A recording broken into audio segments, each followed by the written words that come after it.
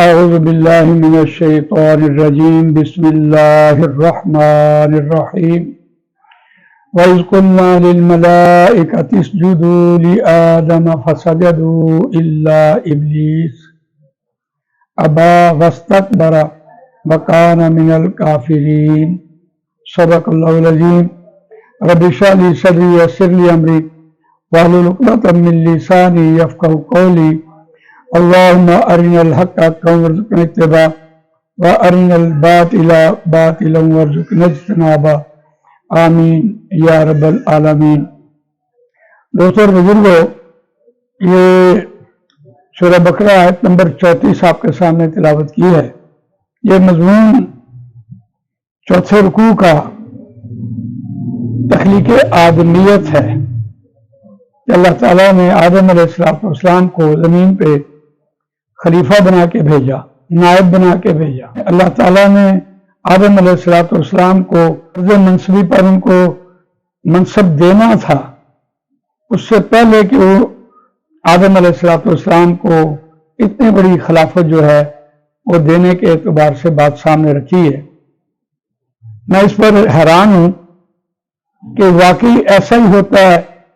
کہ جب کسی کو کوئی منصب دیا جاتا ہے تو پھر اس کو جتنی بھی اس کے ذمہ داریاں ہوتی ہیں اور جتنے لوگ اس کے ماتحت ہوتے ہیں ان سب کو اس کی عظمت کا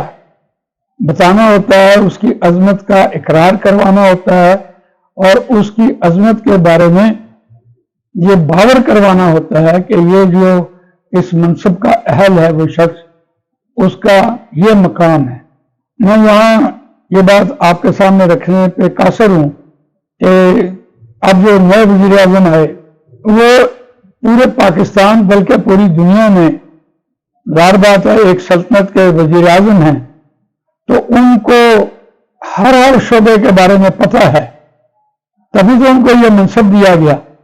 اور اسی طرح ہر شعبے والے کو بھی ان کے بارے میں پورا تعارف کروایا گیا کہ یہ ایسے ہی آدمی نہیں ہے، یہ اس پورے نظام کو چلا سکتا ہے، تو اس لیے وہ منصب دیا۔ بالکل اسی طرح ہم یوں سمجھیں کہ آدم علیہ السلام کو اللہ تعالیٰ نے جو منصب دیا اور جو کائنات میں جتنی مخلوقات تھی ان سب کے اوپر جو ان کو منصب دینا تھا، ان سے یہ باور کروانا تھا کہ یہ واقعی یہ آدم علیہ السلام جو ہیں یہ اس کے اہل ہیں، تب ان کو منصب دیا جا رہا ہے۔ آپ نے دیکھا آدم علیہ السلام کو جب یہ منصب دیا جانا تھا تو اس سے پہلے وَعَلَّمَ آدَمَ الْأَسْمَاءَ كُلَّهَا ثُمَّ عَرَضَهُمْ عَلَى الْمَلَائِكَةِ فَقَالَ أَنبِئُونِي بِأَسْمَاءِ هَؤُلَاءِ إِن كُنتُمْ صَادِقِينَ۔ تو کائنات کی ہر چیز کا علم سکھایا، اور اس علم سکھانے کے بعد اللہ تعالیٰ نے یہ ان کا مجسمہ تیار کیا۔ پہلا مرحلہ یہ تھا کہ مٹی سے ان کا مجسمہ بنایا، اور دوسرا مرحلہ تھا کہ اللہ نے کہا کہ میں ان کے اندر اپنی روحوں میں سے ایک روح پھونکوں۔ یہ غلطی ہوتی ہے کہ اللہ تعالیٰ نے اپنی روح پھونکی ہے، یہ بالکل غلط بات ہے۔ اگر اللہ نے اپنی روح اس کے اندر پھونک دی تو پھر اللہ کے پاس کیا رہا؟ ساری انسانیت کی ارواح بنائی، اس ارواح میں سے ایک روح آدم علیہ السلام کے حصے میں جو آئی۔ دوسرا مرحلہ روح پھونکنے کا تھا، اور تیسرا مرحلہ آدم علیہ السلام کے سامنے فرشتوں کا سجدہ کروانا تھا۔ ان تین مراحل سے اللہ تعالیٰ نے آدم علیہ السلام کو گزارا۔ ابھی آپ نے آیت سنی ہے، اور جب ہم نے کہا واسطے فرشتوں کے سجدہ کرو لی آدم، واسطے آدم کے، فسجدوا، اور سب نے سجدہ کیا سوائے ابلیس کے، ابا، اس نے انکار کیا، واستکبر، اور اس نے تکبر کیا، وکان من الکافرین، اور تھا وہ کافروں میں سے۔ اب دیکھیے جو جتنے مراحل اس پروسیس میں آئے ہیں قرآن مجید میں مختلف مقامات پر ان سب کو بیان کیا ہے۔ سورہ اعراف میں یہی مضمون آیت نمبر 11 اور 12 میں بیان ہوا ہے وَلَقَدْ خَلَقْنَاكُمْ ثُمَّ صَوَّرْنَاكُمْ ثُمَّ قُلْنَا لِلْمَلَائِكَةِ اسْجُدُوا لِآدَمَ، اور البتہ تحقیق ہم پیدا کر چکے تم سب کو، پھر ہم نے تصویر کشی کی، تمہاری صورت بنائی، پھر ہم نے کہا واسطے فرشتوں کے سجدہ کرو، لِآدَمَ واسطے آدم کے، فَسَجَدُوا بس سب نے سجدہ کیا، إِلَّا ابلیس سوائے ابلیس کے۔ تو اس آیت سے یہ بات ایک ثابت ہو رہی ہے کہ آدم علیہ السلام نے پوری انسانیت کی تخلیق کی ترجمانی کی ہے۔ یہ ایک پروسیس ہے کہ جیسے جیسے اللہ تعالیٰ انسان کو دنیا میں پیدا کرے گا، اس کے ساتھ ساتھ ایک شیطان اور ایک فرشتہ بھی ظاہر بات ہے، جب فرشتوں نے اس کو سجدہ کیا تو پھر فرشتے بھی اس کے ساتھ ہوں گے اور ابلیس بھی اس کے ساتھ ہوگا، اس کے مقابلے میں ہوگا۔ لم یکن من ساجدین، وہ سجدہ کرنے والوں میں سے نہیں ہوا۔ یہاں یہ بات بیان کی، اور اس کے بعد یہی مضمون سورہ ہجر میں 29 سے 40 تک پھیلا ہوا ہے یہ مضمون۔ وَإِذْ قَالَ رَبُّكَ لِلْمَلَائِكَةِ، اور جب کہا تیرے رب نے واسطے فرشتوں کے، اِنِّي خَلَقٌ بَشَرٌ مِّن صَلْصَالٍ، بے شک میں پیدا کرنے والا ہوں ایک آدمی کو کھنکھناتی مٹی سے، اور مسنون جو چپکنے والی ہے، گارے کی چپکنے والی مٹی، اور سلسالن کھنکھناتی ہوئی۔ یہ کوئی سمجھنے کے اعتبار سے کوئی مشکل نہیں ہے کہ جب ہمارے ہاں کوئی جوڑ ہوتے ہیں، جب وہ خشک ہوتے ہیں تو اس میں جو مٹی ہوتی ہے وہ ایسی، اس میں لیس ہوتی ہے، اس میں جو چپکنے کی ایک صلاحیت پیدا ہوتی ہے، وہ آپ دیوار کے ساتھ ماریں تو وہ چپک جاتی ہے، اس میں چپکنے بھی کی ساتھ ساتھ لیس دار بھی ہوتی ہے۔ پھر اس میں سورج کی تپش سے وہ جب سوکھ جاتی ہے تو اس میں وہ کھنکھناہٹ بھی آتی ہے۔ وَإِذَا سَوَّيْتُهُ، اور جب میں اس کو نوک پر سوار لوں، فَنَفَخْتُ، پس پھونک دوں فِيهِ مِن رُوحِي، اس میں سے اس کی روح، اپنی روحوں میں سے کوئی پھونک دوں، فَقَعُوا لَهُ سَاجِدِينَ، تو پس گر پڑنا واسطے اس کے سجدہ کرنے والے، فَسَجَدَ وَالْمَلَائِكَةُ كُلُّهُمْ أَجْمَعُونَ، پس سب نے سجدہ کیا، کلہم سب کے سب نے اکٹھے مل کر سوائے ابلیس کے۔ ابا، اس نے انکار کیا، ان یکون مع الساجدین، یہ کہ وہ ہو سجدہ کرنے والوں میں سے، اس نے انکار کیا، وہ سجدہ کرنے والوں میں سے نہیں تھا۔ یہ اسی مضمون کو قرآن مجید میں آگے بھی بیان کیا ہے، قال یا ابلیس ما لک الا تکون مع الساجدین، تو اللہ نے کہا اے ابلیس تم نے کیوں نہ سجدہ کیا؟ تو اس نے پھر آگے عذر پیش کیا کہ قال لم اکن لاسجد لبشر خلقته من صلصال وحمأ مسنون۔ تو یہ مضمون آگے سورہ بنی اسرائیل میں بھی آیت نمبر 61 میں بیان ہوا ہے، وَإِذْ قُلْنَا لِلْمَلَائِكَةِ اسْجُدُوا لِآدَمَ فَسَجَدُوا إِلَّا إِبْلِيسَ قَالَ أَأَسْجُدُ لِمَنْ خَلَقْتَ طِينًا، اور جب ہم نے کہا واسطے فرشتوں کے سجدہ کرو آدم کو، اور سب نے سجدہ کیا سوائے ابلیس کے، اس نے کہا کیا میں سجدہ کروں واسطے اس کے جس کو پیدا کیا تو نے مٹی سے؟ اب یہ اس نے ایک عذر بھالا کہ اس کو مٹی سے بنایا، اور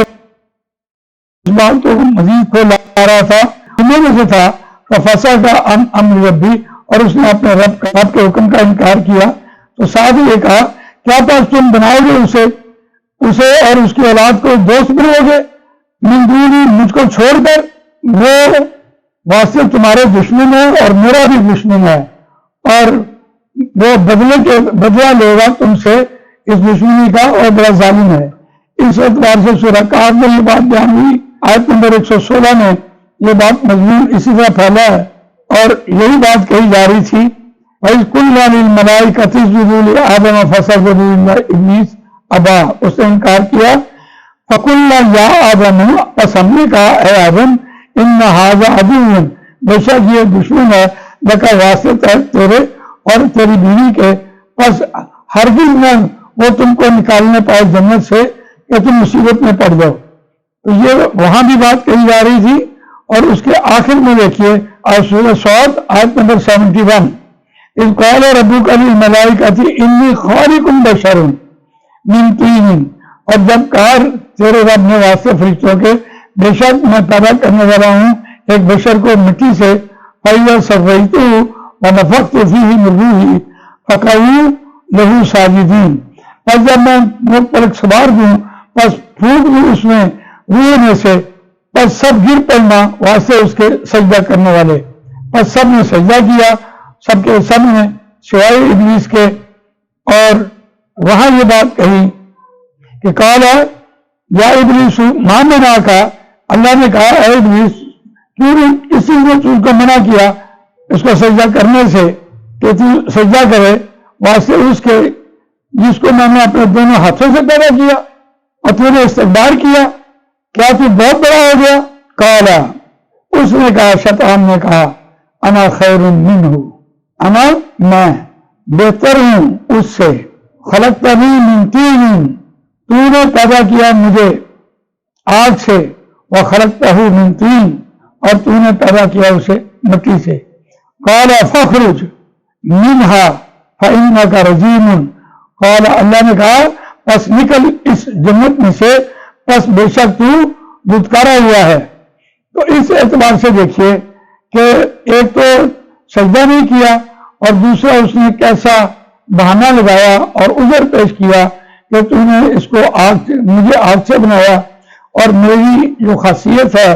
वो जलाने की है, और रिफत है, बुलंदी है, और मैं पहले पैदा किया गया हूँ, और मैं बड़ा हूँ, और ये मेरे सामने मिट्टी से बना रहा है, ये छोटा है, मैं छोटे का कहा क्यों मानूं, और मेरी मर्जी, और ये जमीन से मिट्टी से बना, और जमीन में हमारे पाँव के नीचे मसली जाती है। बहरहाल तो इस एतबार से अल्लाह ताला ने उसे कहा कि तू धुतकारा हुआ है। तो हम जब ये कह रहे होते हैं कोई भी कुरान नीत के हवाले से, उसने कहा कि मैं तेरे सीधे रास्ते के सामने बैठूंगा, मैं इन सबको वरगलाऊंगा इस वजह से कि तूने मुझे गुमराह किया है, और मैं इनके सीधे रास्ते पर बैठूंगा। तो इसलिए हम जब कह रहे होते हैं, पढ़ रहे होते हैं, कुरान नीत पढ़ रहे होते हैं, तो हमारे लिए ये हुक्म है कि वैज़ा कुरियल कुरान फस्तमिऊ लहू वानसितू लअल्लकुम तुरहमून, कि जब तुम कुरान नीत की तिलावत करने लगो तो फिर तुम अल्लाह की पनाह में आ जाया करो शैतान मरदूद के शर से। और ये रजीम है, ये शैतान का नाम कुरान नीत में सूरह स्वाद में बयान किया है, और धुतकारा हुआ तो उसी की अल्लाह की पनाह में आते हैं उस धुतकारे हुए शैतान के शर से। तो देखिए जो आज हमने पढ़ी है, इसका सारा मज़मून कुरान में फैला गया था, और जो इनकार तो इनकार है, जुबान से इनकार किया और उस पर उसने उज़र भी पेश किया, लेकिन जो इस्तकबार है वो कहा ना मानने का नाम इस्तकबार है। हम उसको ये समझ रहे होते हैं कि ये तकब्बुर है, घमंड है, गुरूर है। नहीं, इसके लिए किबर लफ्ज़ आता है। इस्तकबार जब भी आता है वो अमल ना करने के हवाले से आता है,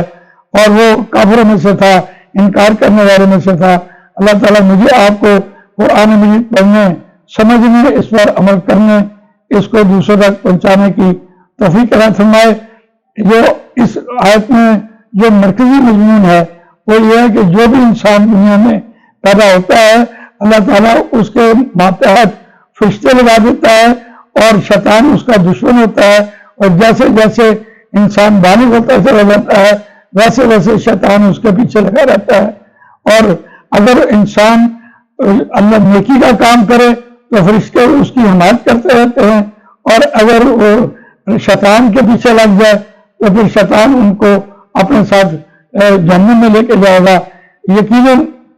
ये बात समझने की है कि इंसान को पहले शैतान की जरूरत पड़ी या शैतान को इंसान की जरूरत पड़ी। यकीनन शैतान को जरूरत पड़ी कि उसने कहा कि मैं देखना बहुत से इंसानों को अपने साथ जहन्नम में लेके जाऊंगा। लेकिन अल्लाह ताला ने जो फरिश्तों के नुज़ूल के एतबार से बात की है वो है इन्नल्लज़ीना क़ालू रब्बुनल्लाह सुम्मा इस्तक़ामू ततनज़्ज़लु अलैहिमुल मलाइका अल्ला तख़ाफ़ू वला तहज़नू व अबशिरू बिल जन्नति अल्लती कुंतुम तुअदून। जिन लोगों ने कहा अल्लाह हमारा रब है और उस पर वो डटे रहे, जमे रहे, खड़े रहे, उन्होंने इस्तिक़ामत इख्तियार की, तो उनके पर फरिश्ते उतरते रहते हैं। तो ये मज़मून हमारा اس اعتبار سے آج مکمل ہوا۔ جزاک اللہ خیر۔ سبحانک اللہم و بحمدک، نشہد ان لا الہ الا انت، نستغفرک و نتوب الیک۔